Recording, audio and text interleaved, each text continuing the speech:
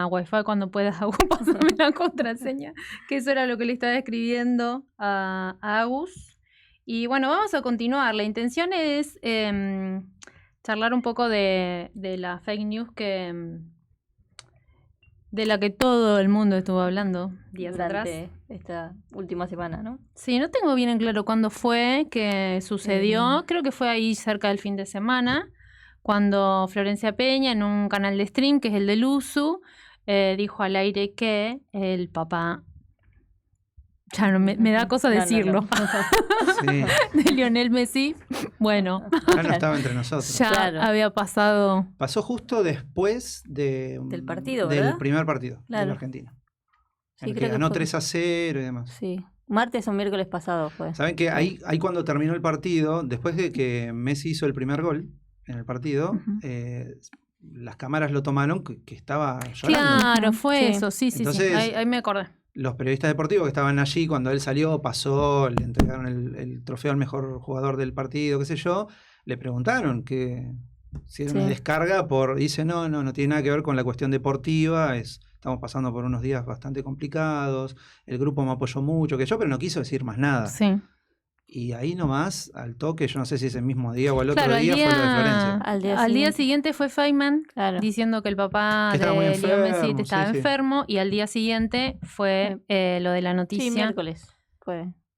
Sí, miércoles o jueves, pero creo que no fue todo en el mismo día, pero sí fue ahí todo muy inmediatamente. Lo que sí fue en el mismo día, es más, durante el mismo programa, que después de que tira la supuesta noticia, que es una fake news, después terminó diciendo, era una fake, qué sé yo. Ella misma, claro, sí, no importa. Y después se mataron de risa un rato y qué sé yo. Pero bueno, eso fue el salir del paso en ese momento, pero después desencadenó. Era un programa en vivo, además. Claro. Era un programa en vivo, entonces bueno, eso también le daba... no podés escapar, digamos, ya está, la situación está dada, y después empezó todo el revuelo y lo que se empezó a levantar desde diferentes lugares. Muchos hizo eco la televisión abierta, que aprovechó para... para socavar la posesión de los streaming, ¿no? Claro, que me parece que ahí es donde está la pica también de la televisión abierta con los streaming. Y me parece interesante... Es que se han llevado la mayoría de los anunciantes. Sí, de los espectadores también. De los espectadores también, obviamente. Claro, todos los canales de streaming se empezaron a hacer muy fuertes. Y también dentro de los canales de streaming hay una variedad impresionante de contenido, ¿no? Hay quienes están como enfocados en el entretenimiento y en ese título se resguardan. Claro, como Luzu. Como Luzu, principalmente. Creo que es el canal que tiene mayor audiencia. Y mayores cantidad de seguidores, y después hay otros que están un poco más orientados a la información, específicamente el programa de Florencia Peña y de Marlene, que Marlene no está en el Mundial, en Estados Unidos, es de entretenimiento. Claro. Por lo cual nadie se explica por qué le tiraron... Bueno, ella lo explicó.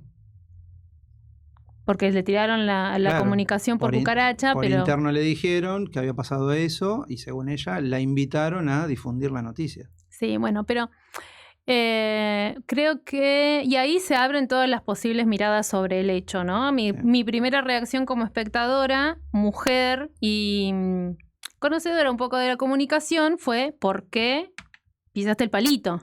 ¿No? Claro. ¿Por qué no pusiste un pequeño freno antes de decir... Siquiera si te correspondía decir algo al respecto, ni siquiera dar la noticia. O sea, dar la noticia seguramente ya habría sucedido por otros canales. Entonces, por otros canales de información. Eso también, y a raíz de lo que ella dijo, la mataron aún más. Claro, y ahí se redobla la apuesta. Si mi producción me está diciendo una cosa, yo confío en mi producción y lo digo.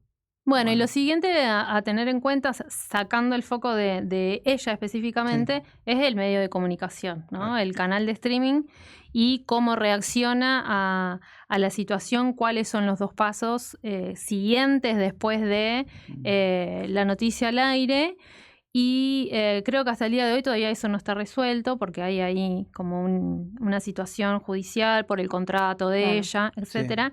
Pero me parece que es interesante la oportunidad para hablar no solo de fake news, sino de qué está pasando en los medios de comunicación también en relación a lo damos todo sin importar qué esté sucediendo o a quién podamos lastimar o qué noticias, con tal de ser los primeros, digamos, porque un poco también ese es el palito que pisan cuando dicen, bueno, acá en esta tenemos que entrar, entonces tenemos que hablar de la noticia que claramente era una notición por todo el contexto, no solo porque era el papá de Messi, sino que además por toda la situación del Mundial en la que estamos. En el Mundial, dijo. Y se va a tener que volver, claro. Bueno, pero yo no quisiera hacer por ahí foco en la reacción de ella, sino en lo otro, digamos. Cómo se trabaja la información en los canales de streaming, hasta dónde se justifica, si es que cabe el término, la información mal dada, la fake, por la prisa, por la primicia o porque es un canal de streaming. Entonces no está dentro de los considerados medios de comunicación tradicionales. Y me parece que ambos, de los dos lados, ese streaming o canal abierto, hay una situación como delicada, porque hay tanta generación de contenido, está todo el mundo tratando de generar cada vez más contenido para capturar o tener un poquito más la atención del oyente, del espectador, del receptor, que en el medio, bueno, generamos un montón de cosas, entre ellas fake. Igual hay una contradicción ahí muy grande, porque hoy, por ejemplo, qué sé yo, nosotros estamos... además de salir por streaming, también salimos por una radio y hay una cuestión con la inmediatez, un programa en vivo, que en el caso mío a la mañana sí, efectivamente es totalmente informativo. Y es como que necesitas ir hacia la actualidad, ahí. Entonces de golpe es un poquito más fácil entre comillas, porque también hay una cuestión del expertise, ¿no? Pero es un poquito más hasta lógico decir, bueno... compré pescado podrido, no me di cuenta. Deberías darte cuenta, si trabajas de eso te tenés que dar cuenta.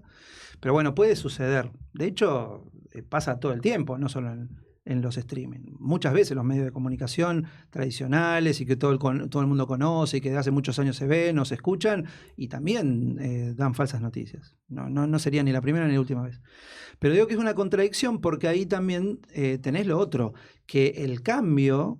y ese viraje hacia las nuevas tecnologías y las nuevas formas de consumo de los productos de comunicación hacen que no necesites, y menos cuando el leitmotiv de tu canal, en este caso de streaming, no es la información propiamente dicha. Claro. Es decir, no necesitas ir tras esa inmediatez, tras la actualidad más inmediata, digamos. Porque la realidad, y a nosotros esto nos lo muestra el día a día, más allá de la gente que te escucha en el momento, es mucha más la gente que te escucha en otro momento. Que escucha tus entrevistas, que escucha hasta incluso el programa completo en un horario que les es más cómodo, que pueden prestar otra atención. Entonces, ni siquiera es que vos necesitas estar, viste, ahí con todo lo que pasa segundo a segundo. Ya no es tan así, porque el consumo cambió muchísimo. Entonces también, voy a decir, bueno, ante esta situación, también nos podemos dar un poquito más de tiempo para chequear y para corroborar y para no meter la gamba tan groseramente. Pero bueno, por eso digo que también tiene que ver con el expertise del periodista. Hoy lo decía a la mañana... Justamente eso era uno de los puntos que se señaló en varios lugares. Claro. La profesionalización de la actividad periodística también y la no profesionalización justamente. Mirá, hay 2 o 3 cosas ahí. El periodismo no es una profesión, el periodismo es un oficio. El periodismo es un oficio profesionalizado, que es otra cosa. O sea, estudiamos para ser periodistas o estudiamos para ser comunicadores. Eso es así. Ahora, es un oficio profesionalizado, no colegiado. ¿Pero por qué no? Porque hay una cuestión que tiene que ver con el origen mismo del periodismo, que es el acceso al derecho de informar y de informarse a través del medio que uno prefiera. Entonces, si vos haces una colegiatura de este oficio profesionalizado, lo que haces es restringir esos derechos. Claro. Y eso es anticonstitucional. Entonces, bien, pero igual se puede exigir un expertise, más no una colegiatura, que es lo que están diciendo ahora, no, porque tenemos que ser solo periodistas con el título de no sé qué chota, y la verdad que no es tan así, digamos, no es tan así. Hay una cuestión de los derechos que es incluso superior a lo que puede pretender 2 o 3 trasnochados. Bueno, pero hay una capacitación que sí me parece que tiene que estar dada y que sí estaría bueno que esté regulada. Después también hay otra cosa. Un periodista en esa situación no es que no comete el mismo más error vale, errores que hay esta un mujer, montón. solo que con otras herramientas toma la decisión Claro. de cometerlo o no cometerlo. Por eso te digo, de fake news está lleno. Hay algo que también en el medio que hemos hablado varias veces y que es la credibilidad. También. Claro. Y ahí me parece que es cuando también quien está dando una información se da el tiempo Sí. de decir, bueno, esto lo digo o no lo digo, porque hay una cara, un nombre y una credibilidad que uno está invirtiendo y poniendo en juego cada vez que se pone un micrófono o dice una información o escribe Tal cual. un texto. Que además es el único capital que tiene el periodista propiamente dicho. O sea, lo que Y que cree ahora la gente que estás esa haciendo... credibilidad también está, Sí, está en todo juego, todo el tiempo totalmente cuestionada. tergiversado, Claro. digamos. No sé si alguien piensa de los números que recién tirabas, mucha gente que No, que no cree Que no cree. directamente. Bueno, Sí, pero- y eso lleva a no informarse. Sí, claro. Es como también, claro. van de la mano. Después hay otras cosas, la deformación de la información. Hay, por ejemplo, hay un concepto que a mí me gusta mucho y me genera preocupación, es que toda buena mentira tiene algo de verdad. Ujú. Toda buena mentira tiene algo de verdad. Entonces, partiendo de algo chiquito, se hace todo un mundo alrededor. Y puesto al revés, muchas veces de los medios de comunicación pasa eso, ¿no? Se magnifica algo que no es tan así. Entonces, después de golpe, no sé, pasó algo, hicimos una cobertura, estalló a nivel nacional y te llaman colegas de medios qué sé yo, de Buenos Aires, de Córdoba, no sé, de los lugares más grandes, porque una noticia espectacular, y vos decís, pero no es tan así. Claro. O sea, no, en realidad pasó esto otro. No, pero no importa. Le Y ponemos quieren que color, salga. claro. Claro, ¿viste? Porque total es lejos y total Sí, sí. otro pone la cara. Pero bueno, eso también es un tema, digamos, y que pasa muchas veces en los medios. Y que eso también es un peligro y que también colabora con que la gente no crea después en las noticias. ¿No? Vos decís, bueno, tan Sí. así era. Ni hablar con el uso de la IA ahora, Sí, es claro. de todo un mundo cómo se ha modificado la información, los medios de comunicación, Sí. la comunicación que circula en digital todo el Tal cual. tiempo, esa pareciera como capacitación permanente que tenemos que desarrollar como usuarios para ver qué es cierto Sí. y qué no es cierto y Sí. bueno, es un montón. La velocidad con la que se va Tal cual. modificando todo Que es también. muchas veces más veloz de la capacidad que tenemos de ir asimilando las Claro, cosas. de ir procesando. Porque esto es como por lo menos en, qué sé yo, en los foros de comunicación y demás, hace 25, 30 años que es un tema de mi interés particular y siempre se debate sobre lo mismo, solo que van cambiando las tecnologías, pero siempre se habla sobre las nuevas tecnologías y Siempre hay nuevas pero ahora creo que es un punto, bueno, estamos Todo el en un tiempo. punto histórico en Sí, relación totalmente. a la comunicación Totalmente. digital y la IA sobre todo, Sí, que no hemos transitado sí. en otro momento. Ahora, después está el error. Está bien, está perfecto. Ponele que fue un error, que alguien le tiró una noticia falsa, que esta persona va y la dice y todo ese es el error. Pero ¿qué pasa con la otra? Con la que no es un error, que es una fake, porque alguien la genera esa fake. Claro, Por ejemplo, porque hay un interés. en relación al papá de Messi, hay versiones que vinculan como los primeros en publicar un influencer, comunicador, digamos, de Mendoza.